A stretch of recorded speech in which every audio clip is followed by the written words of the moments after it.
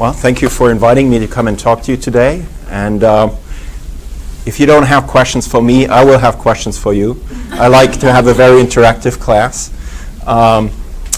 As Patrick was saying, I'm essentially a basic scientist. I started out as a psychologist, and now I'm in radiology, so it's quite a stretch. Our lab is mainly interested in terms of stroke, neurodegenerative disease. We do Huntington's and Parkinson's disease as well.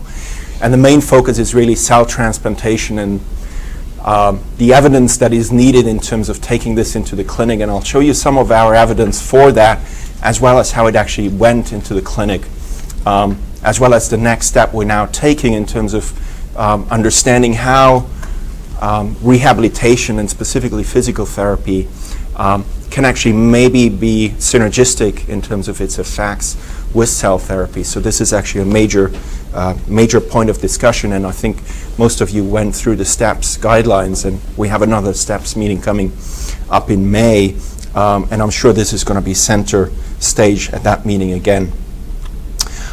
So the learning objectives for today are really to understand the mechanistic overlap between physical therapy, rehab approaches, as well as cell therapy, in terms of what are the specific neurobiological mechanisms that maybe drive both effects in terms of recovery. To critically appraise the results of therapeutic evidence or efficacy. So it's not about just thinking, oh, this is going to work for the sake of we're doing it, but what is actually the evidence in terms of suggesting that it really works. And to recognize the need to thoroughly investigate synergistic effects.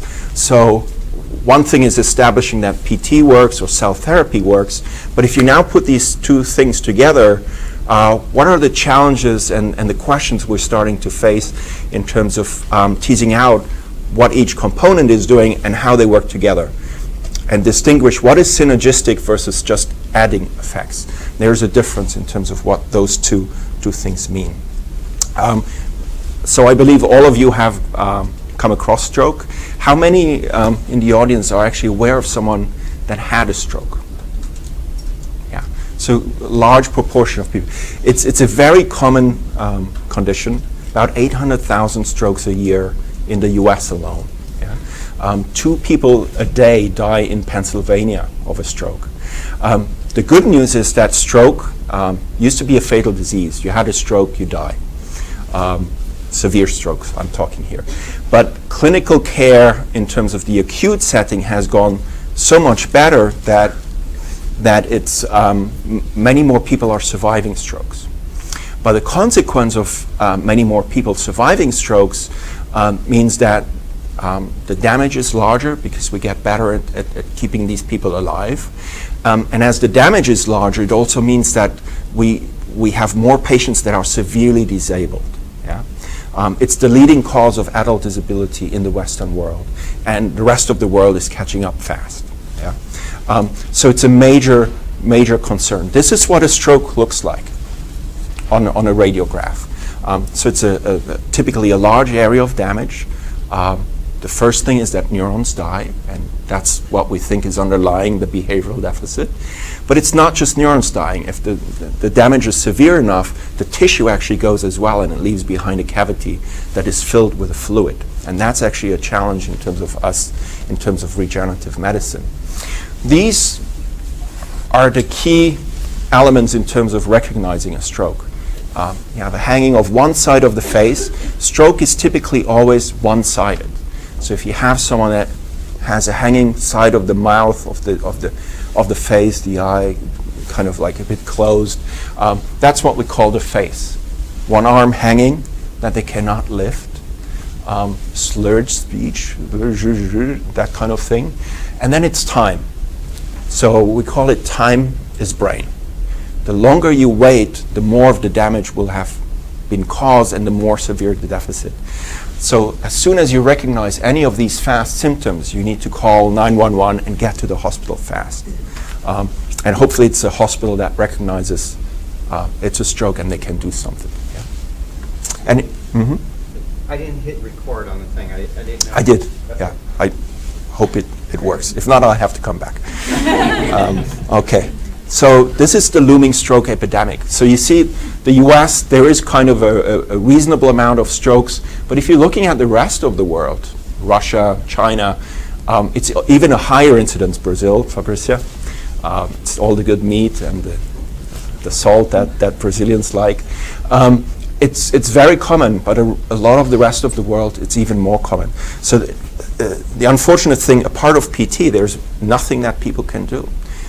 You can try to kind of like let the blood flow again, but you have to be within 3 hours of the damage being caused, and it takes an hour for stroke damage to show any signs, because our brain is quite resilient. So it takes an hour for any signs to be apparent, and then you have like 2.5 hours to be in the hospital and being diagnosed with a stroke.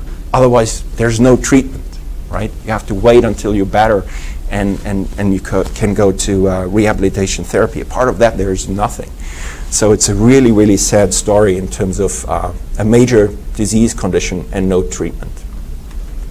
The good news is, though, that there's some spontaneous recovery. And it really depends in terms of what you're seeing. Some of it is related to how big the damage is that is caused by the stroke. It's a question of where the damage is.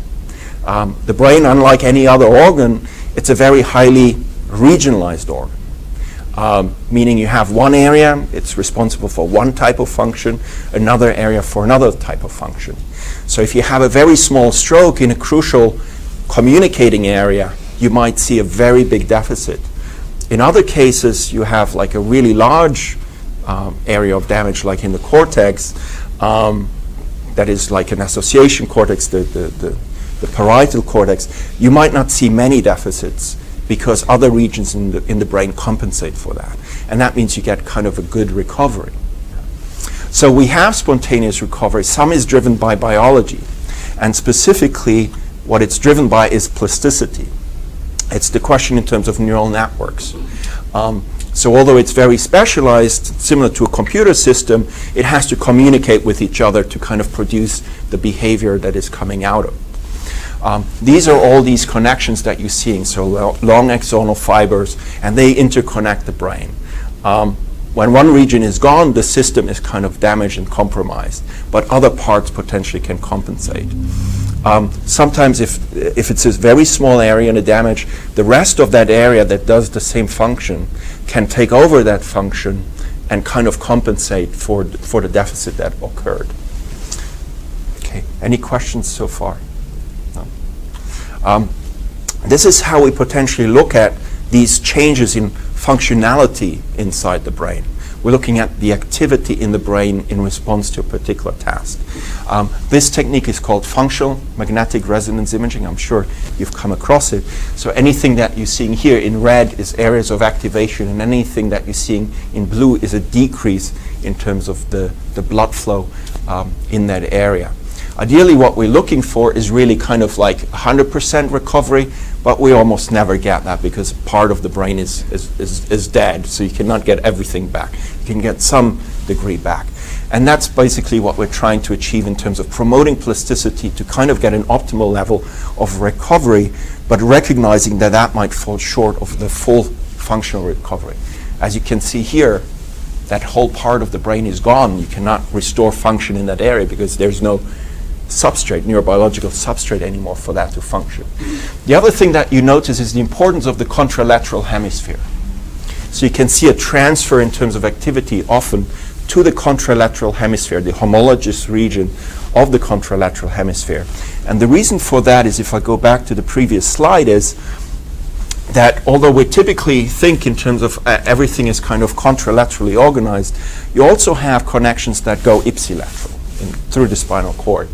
And it's basically the unmasking of some of these latent connections at the level of the spinal cord, or in terms of the corpus callosum, the anterior commissure, where you can get some of that, the strengthening of these connections that have been latent, unmasking of connectional activity, we call that. That's driving basically this transfer in terms of the activity. So it's a form of plasticity. If we're talking about plasticity, we're really looking at different scales of organization. So the scale I've just been talking to is really macroscopic in terms of like large systems that kind of rearrange. Often growth factors, they work at a similar, like a mesoscale in terms of just the region. They promote kind of like a reconnection of different things. The microscale, we're looking at like new cells being produced or new blood vessels that kind of provide new blood flow to the area and kind of preserve the activity in that area. And then we're also looking at the nanoscale in terms of just single synapses reforming or connections kind of reestablishing. How many people in the audience are familiar with a concept called Hebbian synapse? Okay, not so many. So a Hebbian synapse, after Donald Hebb at McGill University, he basically postulated when two cells fire together, they wire together. And the underlying concept here is that you have synapses being formed during development, and this is what normally happens in development. You have a lot of connections forming in a child's brain, but it's really kind of like a selection process. And the selection process is basically activity. If a synapse is never getting activated with the other cell, it basically regresses. When the two cells activate together, that synapse forms a stable bond, and it's now part of that neural circuit. Essentially, when you're doing your physical therapy and you get plasticity in the brain, that's what you're driving. You provide the activity that kind of takes advantage of the plasticity that happens inside the brain. That's how you rewire different connections together. Concept called Hebbian synapses, underlying kind of a lot of the plasticity that we're working on. These are all the different kind of neurobiological processes that we think are involved in plasticity. And this is part of the review we published with Fabrizia and another group in Italy about a year ago. You can see there's two different elements on here. So a lot of processes. One component is time, right? And the other component is the impact. And I think the other thing you can start to see here is that if you take here the acute phase of the stroke, you have a lot of impact. And as you're going out, impact starts to go down in terms of the processes.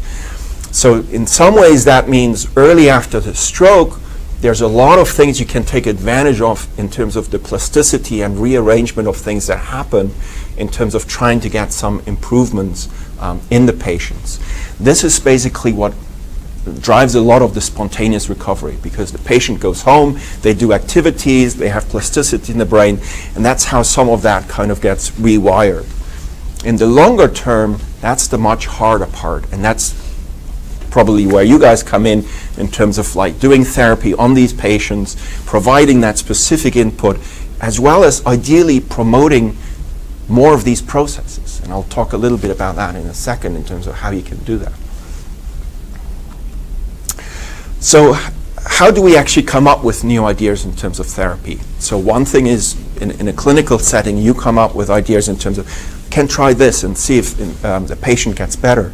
The other side is kind of people like me that work in animal systems. We think this might work, and then we use a model system in terms of specifically looking at how things could work from a biological as well as a behavioral perspective. For stroke, we have a very good model. It's called the middle cerebral artery occlusion. In patients, 2/3 of all patients have an MCA ischemic stroke. And we need to here distinguish ischemic versus hemorrhagic stroke. Does anyone know what a hemorrhagic stroke is versus an ischemic stroke? I see a lot of nodding, but no one tells me. Yeah. So hemorrhagic is when you have a bleed, like vessel ruptures. Yes. That's how you get ischemia versus ischemic, the blood flow's cut off and you don't have the supply. That's right. So both behaviorally present in the same way because they affect the same part of the brain. But in terms of treatment, they are completely different, right? Because a bleed, you might not be able to stop. So the surgeon might have to go in and cauterize it or do something else with the vessel. Whereas if you have an ischemic stroke, you don't want to touch the brain because you don't want to cause more damage. You try to kind of create a new flow of the blood, right? So typically an ischemic stroke is due to a blood clot, and you're trying to dissolve that so that the blood can flow again. Yeah? So in the animals, doing an ischemic stroke is quite easy because it's a blockage of the blood vessel. We can just do that by putting something in the blood vessel, and we block the blood flow specifically for 70 minutes. And the reason 60 or 70 minutes is because a lot of these cases in patients, it takes a while for that the blockage to either kind of go, and that means it causes also damage to the cortex. It takes about 45 minutes for cortical neurons to die, 30 minutes for striatal neurons to die. If you have a case of global ischemia, so when someone has a heart attack or gets operated on the heart and the heart stops pumping blood, we have global ischemia. All the brain doesn't get any blood flow. If that happens, the CA1 layer in the hippocampus, those are the most sensitive cells we have in the brain. It only takes 15 minutes for those to die. So if someone had a heart attack, they very often have damage in the hippocampus. They have problems with memory afterwards. Here we're trying to model the striatal and the cortical stroke, so that's why we go for 60 minutes. We basically block it and then remove a filament that then recreates the blood flow in these animals, and we get a pretty nice modeling of what it looks like in patients. Now the next step is now, as I said, there's virtually no treatment in these cases. So in the late 80s, early 90s, what people came up with, part of the brain is gone. Why don't we just replace what is gone using fetal tissue that kind of normally develops into that part of the brain? So we cut that out from the fetal brain, and we basically put it into that hole that is there. And this is one of these early examples from Barbara Johansson in Lund. This is the transplant on the histological slice. So you can see it pretty much looks like brain tissue, and there's a nice connection between them, and there's a functional benefit. The problem with the fetal tissue in terms of going into patients is ethical concern in terms of the source of the tissue comes from abortions. There's a logistical problem there because it needs to be a very particular time in brain development that you need to get that tissue. In case of Parkinson's disease, they needed 8 fetuses from the same time to basically get tissue to treat one patient on one hemisphere. So that's not feasible, right? In terms of just the logistics of it is difficult. The other problem of fetal tissue is that it's a piece of tissue. So it has endothelial cells that form blood vessels. Most of the blood vessels are already formed, and it has microglia. I'm sure everyone here is familiar with microglia, right? These are kind of like the resident immune cells inside the brain. Endothelial cells and microglia, they are highly immunogenic. So if you now take fetal tissue and you transplant that into someone else's brain, you have an issue potentially of rejection, similar to any kind of other organ transplant. So the driver's really been in terms of why don't we concentrate just on what we think is therapeutically important here, which are the neural cells, and ideally the immature neural cells, so-called neural stem cells. They form astrocytes, neurons, and oligodendrocytes as they mature. So they are thought to be the therapeutic component here. So there was a big driver in terms of getting these and transplanting just these neural cells in terms of the replacement of the cells. So during my PhD, I was part of a lab that created a company that were driven towards getting human neural stem cells for therapeutic purposes. And this is essentially a study at the time that I had my own lab in London at King's College. They came back to me in terms of asking, could you do the preclinical efficacy testing of these cells in the stroke model for us to get the evidence to go to the regulators and get it into a clinical trial. One of the key questions that starts to arise, if you remember, I was talking about the brain is very specialized. Where do you put the cells? Are you going to put them into that hole? Are you going to put them next to the hole where there is tissue? Or are you going to put them into the ventricles? Anyone knows what the ventricles do in the brain? It's not just a hole with fluid, but they have a function. Cerebrospinal fluid goes everywhere in the brain, right? So they might be a delivery system to get cells everywhere in the brain and treat the whole brain, and the cells might just end up in exactly the area where they need to be. So we compared here the intra-cerebroventricular administration of the cells versus the ipsilateral hemisphere next to the stroke. And to cut a long story short, if you put just neural stem cells into that hole, they don't stay there because there's no structural support. They will migrate towards existing brain tissue. Stem cells by themselves do not regenerate tissue. That's a very important thing in any organ. They do not regenerate. They replace cells or they contribute to existing tissue, but they do not regenerate. Yeah. So we compare these two in terms of transplantation site, and this is kind of the behavioral readout that we're getting. We call it the sticky test. It's a bilateral asymmetry test, and you can do the same test in patients. Anyone familiar here with sensory neglect?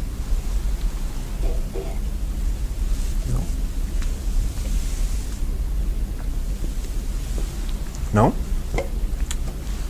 Yeah. Well, we've learned that, patients post-stroke with neglect, they just completely neglect half of their world. Mm-hmm. So with their neglect, they're looking left the whole time and try to get them to go over there so they can still realize that. Yeah. Visually and they might not even Yeah. So again, it depends where the damage is in the brain. So you have visual neglect, that your visual field, and this is what got me going in terms of psychology, neuropsychology, because I was fascinated by these kind of things, that you have a small part of the brain being damaged, then you have like a man that only shaves half of the face because he doesn't even see the other half, right? This is sensory, so sensory motor, so meaning that if you touch the hand of a patient with stroke that had the sensory motor cortex damage, they will not notice that you tap his hand, right? And so you can do that clinically as a test. It's called tactile extinction, where you just clap the hands and you see if they respond. We do the same in the animals because the damage is the same, but you don't sit there and then say, do you feel that, little rat?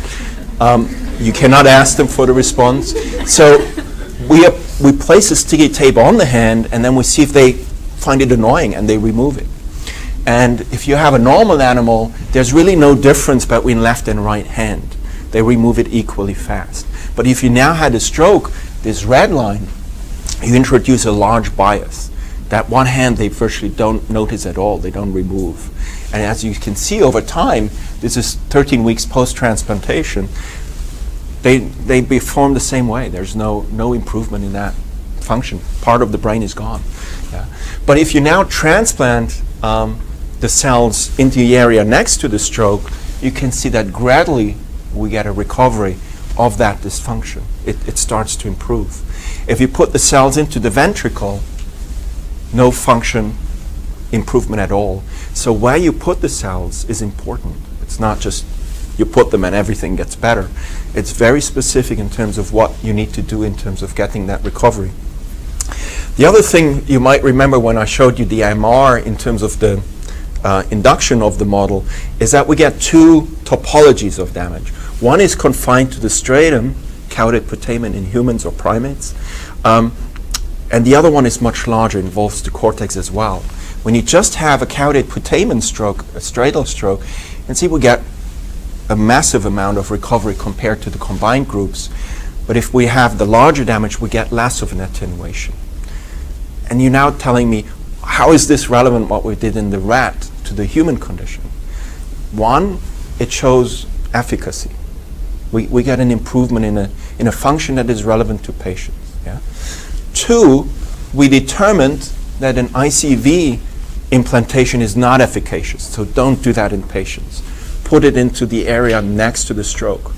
Three is that we determined that a subcortical stroke, we're going to have a much better level of recovery than if you have the larger damage. If you now design a stroke trial in patients, you're not going to have the capability to do 100 patients, maybe 10, maybe 20. So you want to focus on just the condition that is the most efficacious. That's the patients that you're going to include. These you're going to leave for later once you establish that there is efficacy in the clinic, right? So these were the key elements that the company called Reneuro needed in terms of getting the regulators to approve a specifically designed trial. The other element was that the cells survived after 3 months, even when we stopped immunosuppression. But you can now start to see a little bit the complexity that we're facing. So these were the animals that got better in terms of we had a bigger degree of recovery versus these. But you notice here there's more cells surviving. Yeah. So in some ways it's a paradox that the animals where we had fewer cells surviving, they got better, or the degree of recovery we had was better than the ones where there were more cells surviving.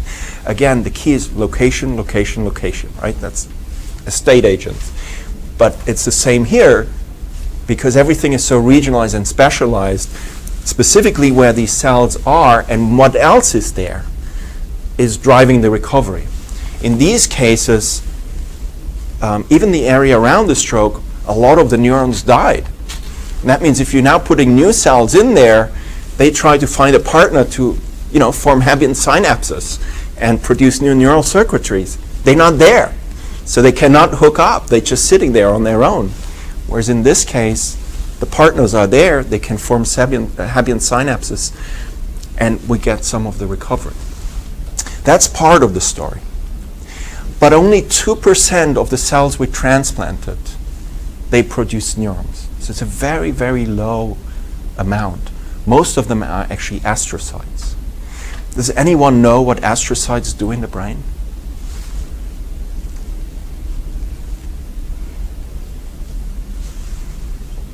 Can we get rid of them? No. Okay. They clean up the messes and they help with blood flow. Mm-hmm. And so a key thing of that is kind of balancing glutamate, which is an excitatory neurotransmitter. Astrocytes map it out. And if you don't have astrocytes there, you get too much glutamate, and glutamate can actually damage neurons or lead to a dysfunction. That's what happens after a stroke quite commonly. So a lot of these cells producing astrocytes actually map up that extra glutamate, and they allow the neurons to work better as well. Now there's one more function that astrocytes have in addition to the other brain cells. It's called a paracrine and a juxtacrine effect. Has anyone heard of these effects before? Paracrine, juxtacrine? No? Mm-hmm. Paracrine is chemical signaling. I'm not familiar with the other two. Yeah, so it's secreted factors. So neurotransmitters go from one synapse to another. Paracrine factors would be growth factors, right? So they would be released and they would promote angiogenesis, they would promote plasticity. There's one more level of signaling in the brain as well as any other tissue. It's called juxtacrine or contact mediated. So that means kind of like when the cells are very close to each other, or elements of cells very close to each other, they might communicate directly with each other, as well as the extracellular matrix. That's also called the juxtacrine. That's where a different level of communication is happening. So these cells, in addition to what I was just talking about, they have paracrine and juxtacrine factors that exert beneficial effects on the brain. So as I said, Reneuron was allowed to promote the cells and go forward in terms of a clinical trial. That was published last year in The Lancet in terms of a phase 1 trial. It's what is called a dose escalation trial because there are so many factors here involved. So you might remember I was talking about where to place the cells, but the question is how many cells are you going to inject, right? Plus other factors. So when you come into the clinic, the same question arises. What would be the right dosing for a patient with a stroke? So they've done 2 million, 5 million, 10 million, 20 million, and then kind of averaged as well overall. The important thing here is to see these were all patients that had a stable stroke in terms of behavioral outcome on the NIH stroke scale. Stable deficit was one of the enrollment criteria. You can see in terms of them being involved, and then quite a lot of them kind of getting a better recovery.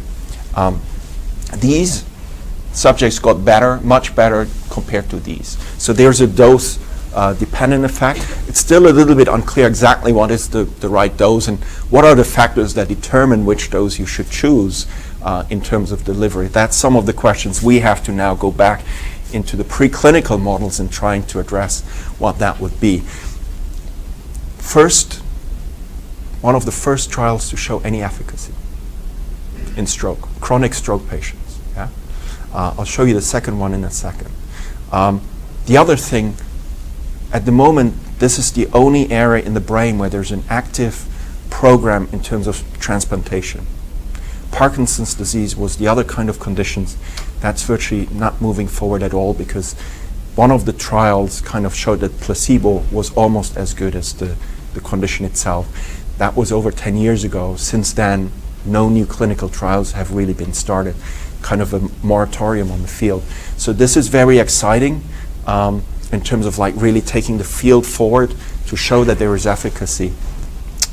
They are now in a phase 2 trial. This is a trial between Pittsburgh and Stanford. Gary Steinberg was the lead author, also published last year. Again, 3 different doses. You can see pretty similar, a few more patients in each group. A 20% improvement in terms of motor function. So that's really exciting. What's the issue here? You all read the STEPS guidelines. The issue is that in the clinical trials, in our preclinical studies, we did not do any PT, but we did a lot of behavioral testing. And some people would argue the level of behavioral testing we're doing is equivalent to what you do as physical therapy, in terms of every day the animal did something in a behavioral task. Maybe that is kind of providing task integration, the behavioral input that is needed in terms of taking advantage of the connections. In these patients, they coming to a hospital, they get these transplants, they go back home. No one knows what they're doing. In some cases, their local physician says, well, you had a procedure done, go to rehabilitation therapy. In other cases, they get nothing. When they go to one physician treating, they get one form of PT or one form of rehabilitation therapy. In another one, something completely different. Sometimes it's a week, sometimes it's a month. Completely heterogeneous. Yeah? Sorry, I thought someone had a question. So it's an uncontrolled variable. Now, what is the other concern here? The concern is that the neurobiological way of how this therapy works in terms of paracrine factors, plasticity, is exactly the same kind of like principles that we think rehab and physical therapy work in terms of the brain. Yeah? So that raises now the question, do the two kind of do exactly the same thing? They have the same effect, and whatever you're doing, you maybe get a 20%, but you might not. Or is it that maybe PT, rehab, could provide a better environment or could provide the input in terms of forming these Hebbian synapses and actually kind of have a synergistic effect? Or do we think they are the same kind of mechanisms, but a lot of the mechanisms they do, we might just not be aware, and they might be adding up, right?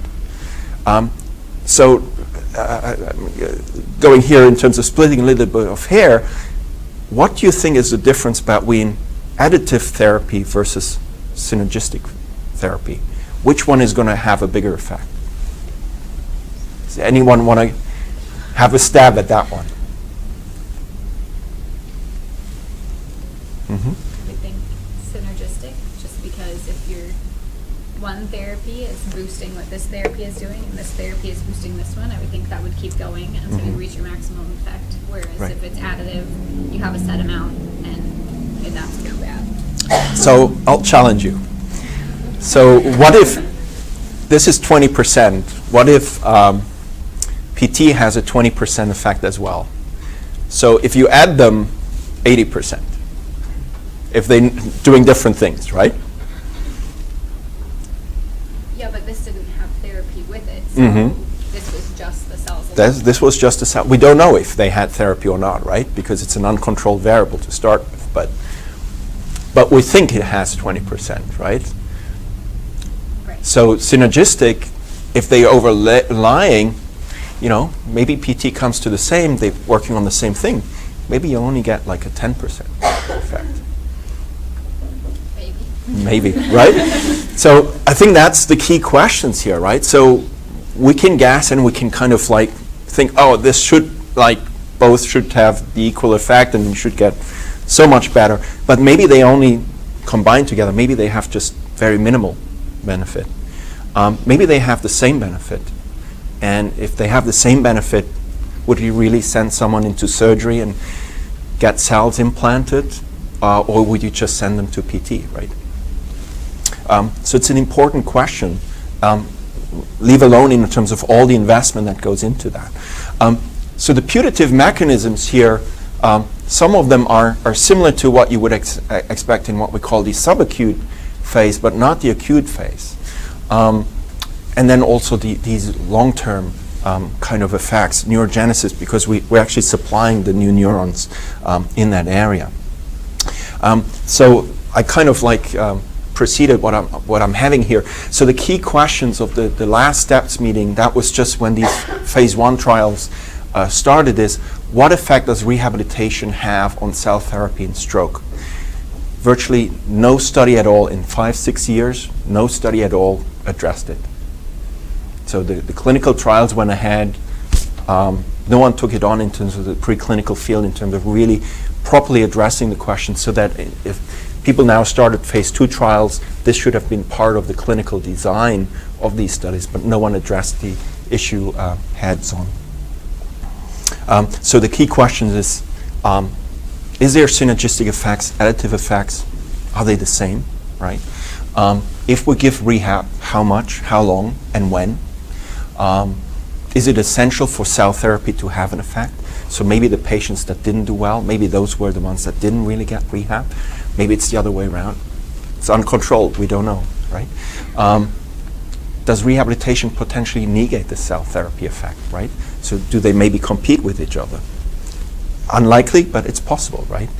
And then could we have a biomarker that we could actually monitor the dosing and the efficacy, right? And I think that probably for your field is a key question in its own right. Is there a way that you can determine that you gave sufficient therapy to be efficacious, right? So if you're giving cells, you can count the number of cells and you say that should be enough. But in terms of PT, how do you know that you reached the right neurobiological level, that the biology is actually happening to drive the effect that you're seeking? There's 2 studies that recently were published. This is an older study using enriched environment. Anyone familiar with enriched environment, or the concept of enriched environment? Yeah. Well, we just learned that, if you provide novel tasks with lots of different things to do, Mhm. that better results. Right. Yeah. So, does that work in patients? Yeah. So the key criticism of enriched environments has been that we do that in animals, but they all live in a deprived world, right? They live in a very small cage. They don't have TV, radio. They have no exposure. They cannot run around, right? So a lot of people have been arguing the way we do our animal experiments is really a model of a deprived environment. And when you now put a little bit of new tools in there, obviously the animals get better because there's more stimulus. But that us people, we live in an enriched world. We have all these things. It's all about us in terms of interacting with the world. So that's been a criticism. The other criticism is that you're completely uncontrolled and everyone does a different enriched environment, right? So some people have a cage that's this big and they put 10 animals in. Some people use tools, some people have wheels, others don't. So it's really difficult in terms of teasing out what is really the thing that has an effect in these enriched environments. In stroke, there's also controversial evidence that suggests enriched environment does have a benefit, but if you now have cell therapy, it doesn't really add anything to it. Yeah? This is an example of a study from Japan that just came out where they used exercise. And I think for me that starts to be a key thing in terms of exercise is something that you can do in the animals pretty reliably on a treadmill or on a running wheel. And you can do it in patients. It's a very specific task. Now the other nice thing about exercise, it's an aerobic activity. And this is in some ways my naivety in terms of like trying to understand what you guys are doing and making it suitable to my world. Is that I see physical therapy in some ways you have people using aerobic activity like exercising, running. Other people use anaerobic activity in terms of strengthening muscles, in terms of the yarn. And you have task integration, and that's where that Hebbian synapse concept comes in. So if you're just running, you're promoting plasticity, but you're not actually taking advantage of the plasticity you're creating unless you make them do a certain task that kind of now connects the plasticity and forms these synapses.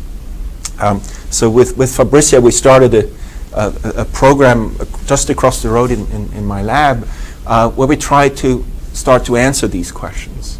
So we're using treadmill running in our rats. We try to do what you do clinically in terms of using a maximum capacity test, in terms of looking at each animal, how well can they run, and then take 80% of that. And then we do a dosing that is low, medium, or high. So we have kind of our aerobic exercise condition. And then we have neuromuscular electrical stimulation, e-stim, in terms of just stimulating the muscle.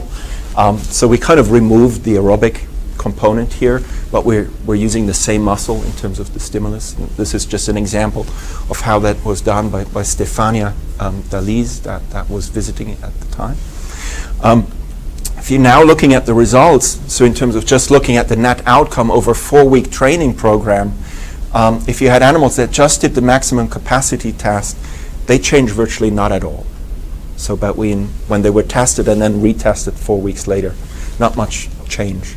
These are the treadmill conditions, so the exercise condition, and you can see kind of like a dose-dependent effect, a U-shaped curve, that this gets a little bit worse in terms of the high training, and virtually no effect in terms of the change of the E-stim condition.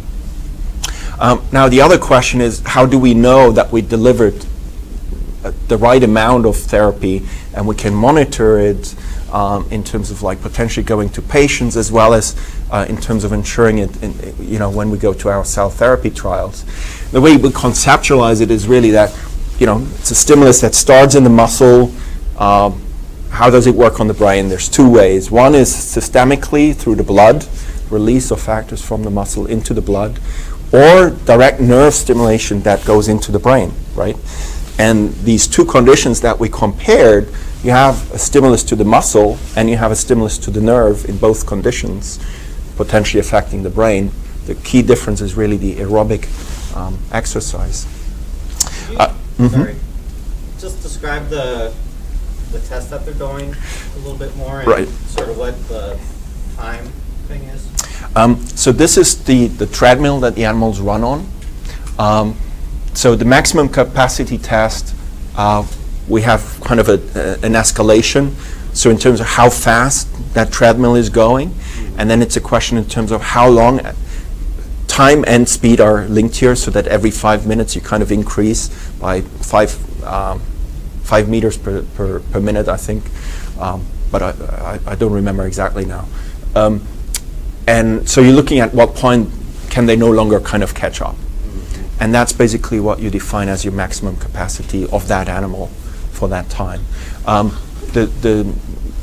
Again, in terms of what that level of running is that they can do, that we gave either for 15 minutes every day for 5 days, or for 30 minutes.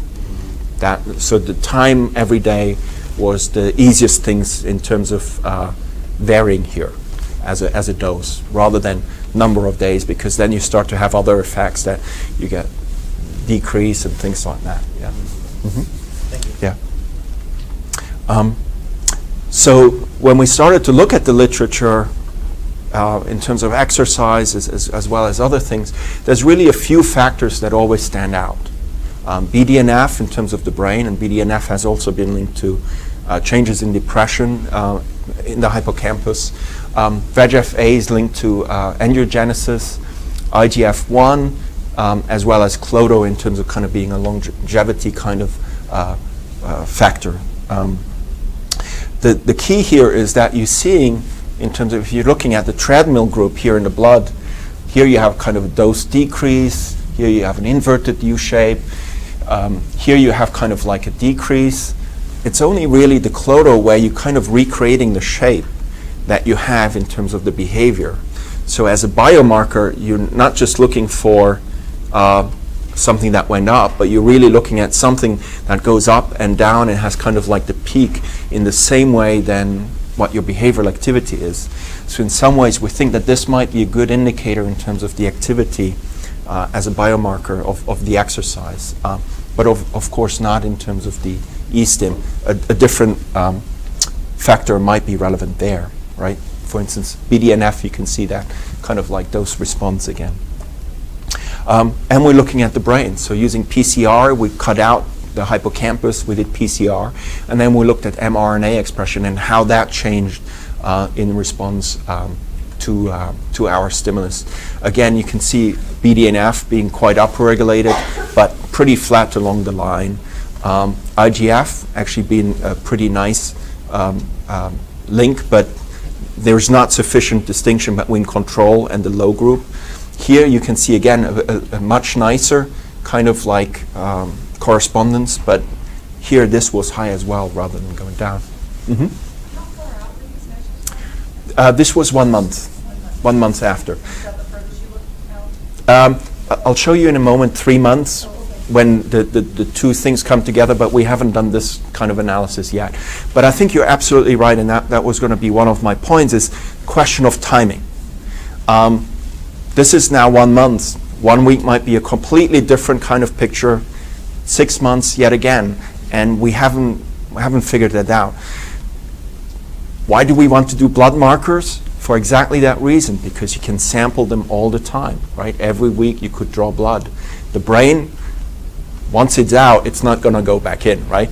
So it's a final measure, and it would be very, very difficult to do a time course looking at the brain. So the blood is potentially one way of how we can kind of really monitor what happens in terms of these markers and how they evolve over time. So the nice thing about having what we call a factorial design in terms of dosing as well as the maximum capacity test, it changes. We can kind of now map it in something that we call the contour map. This shows us how these two factors interact in terms of the clodal level. Remember, I was saying the medium condition was kind of like the best. That's where you get the highest level in terms of clodal change. Yeah? The highest level of clodal change correlates directly with the highest change of maximum capacity test. Right? So it's a nice way of kind of really looking at the experimental scale that you have without certain things being measured, but because it's factorially designed, you can look at that whole space in that way. And I think if you're designing clinical trials, that's what you should think about as well in terms of getting more out of your data. So the next question now, I just have a few minutes left here, is in terms of looking at how does that condition in terms of like establishing kind of exercise as well as cell therapy, if we're now putting these two together, how do they work synergistically? This is the plan of the study we're currently running, but we have to run them in different batches because the scale of doing all the experiments we want to do on these animals doesn't allow us to do all this in one time. So we have to run it two times at least in terms of just getting through the males. So the way we do our studies is really we randomly allocate animals, and I don't think I have to go into why that is important. We do the surgery, and then we have very stringent, similar to what you would do in a clinical trial, and I think it's something that is pretty unique to us that most preclinical labs don't do, is really have very stringent inclusion and exclusion criteria, including that we do MRI on all our animals in terms of did they have a hemorrhage rather than an ischemic stroke, but behaviorally they look the same, excluded. How big was the lesion? Animals that had a really small lesion and might just very well spontaneously recover, excluded. Animals that had a really large lesion, no chance of recovery, excluded. Yeah. So we have a very defined set of what should be the right animals to be included in a study like this. And we then again randomly allocate them to a group that only had MCO as a treatment. And you can see that we here call it MCO plus sham. Anyone knows what a sham treatment is? Placebo. It's like a placebo, yeah. And why would we do a sham procedure in animals? I'll explain in a second what it is that we're doing. To see if there's actually a change with the therapeutic. Yeah. In this case, that is not the motivation, but the motivation here is to keep whoever's doing the experiment blind to the condition of the animals. And the reason that is important is because think about an animal that just got included, has no surgical marks, but we have to do surgery in terms of creating the stroke. We have to do surgery to inject the cells. So if you're now in the lab and you're picking up that animal and you see a scar, you think, oh, that's the animal that got transplanted. See a scar here, that's the animal that had a stroke that doesn't have a scar, that's my MCO control condition, right? So we're recreating exactly the external marks that all the animals look the same, so that whoever picks them up and puts them in the behavioral tasks, they don't know which is which. Yeah, that's the reason we do the sham procedure on all of these animals. Cells with just cell therapy, animals with just exercise, and then the combined treatment condition.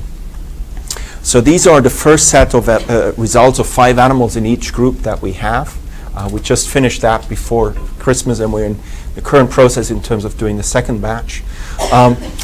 So importantly to us was to do the maximum capacity test, because it gives us an indication that the level of exercise we administered was therapeutic. And if you're looking at this, this is the control animals. These 2 groups are the animals that got the exercise as a therapy, and these are the 2 stroke groups that did not get exercise. So you can see that the animals that got exercise, they improved in terms of the maximum capacity. All the others stayed flat. Yeah, that gives us an indication that the level of therapy we administer in terms of exercise was at the right point. If you're now looking here at the footfall, so this is another behavioral task we're doing in animals. Animals have problems in terms of coordinating motor function, similar to patients with a stroke. And the way you do it is you let them run over basically a platform, and it has just like pegs in it that are at a certain distance. And if the animal has problems with motor coordination, they will miss. They do faults on their footsteps. And we can count those mistakes. So if you're looking at normal animals, virtually no mistakes they're doing. The red line is the animals just with the stroke. You can see prior to the stroke, virtually no mistakes. After the stroke, this variability is obviously quite high because it's pretty soon after the surgery, so the impact of the surgery itself, you're reading here as well. And then it pretty much stays stable over 10 weeks. The animals that now had PT, they also get better. The animals with the cell therapy get better. And then the animals with cell therapy plus the exercise also get better, and a little bit better than the animals just with the cell therapy. So we're looking here at a 20, a 30, and a differential of about 10%. So what we're here looking at synergistic effects, and I'm not sure if it's synergistic or additive, that's why I was kind of like bringing that issue up a little bit. We have like a 10% differential.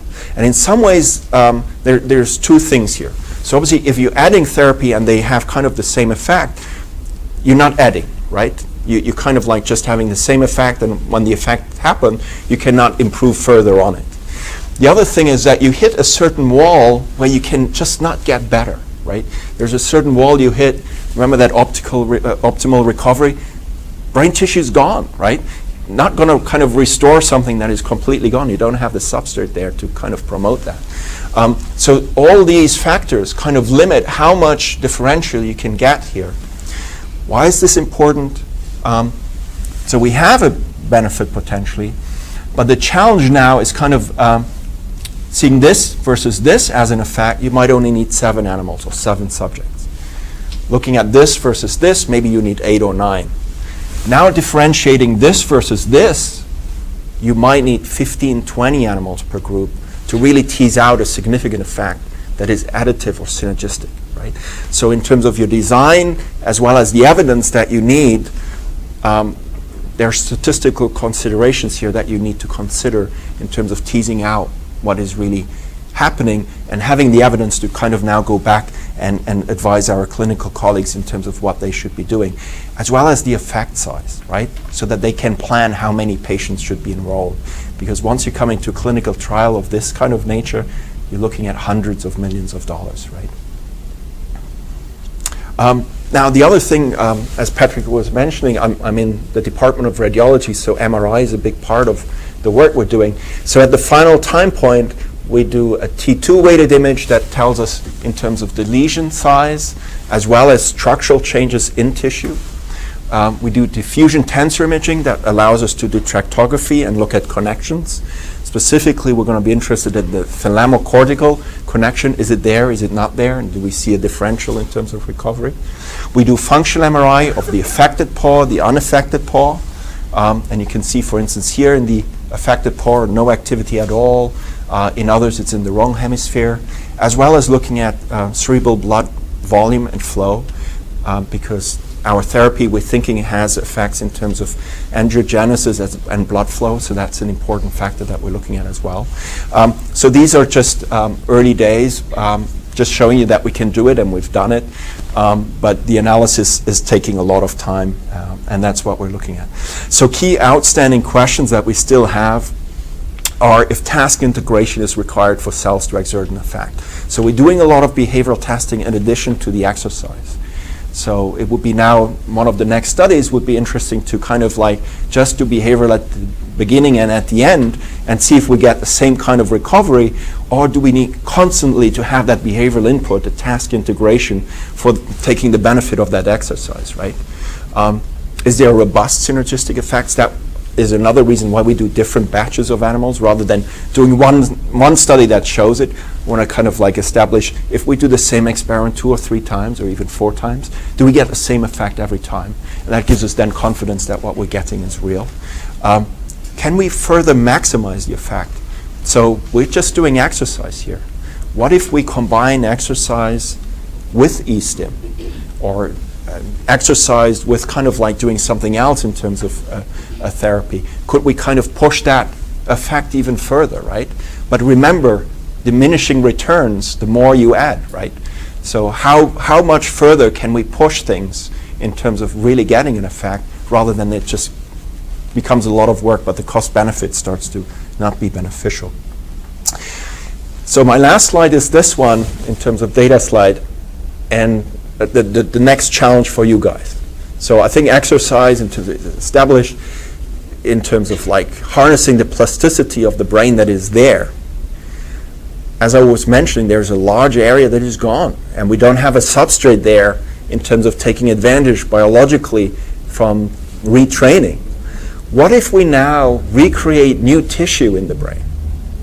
So that area that was completely gone around here, this is an example from my lab where we put neural stem cells and endothelial cells together into that hole, and we're basically creating a new tissue in that hole.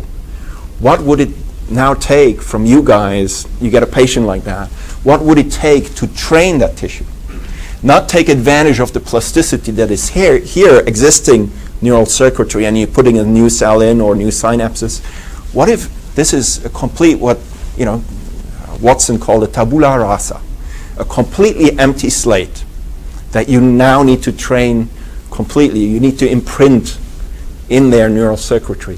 What would it take from you guys and from us in terms of the lab to now imprint these new behaviors in there? Right? So I think that's a thought for you to take home, and maybe email me if you have a good answer. Just at the end, these are the people in my lab that do this work, and if you have any questions, I'd be happy to answer. Thank you.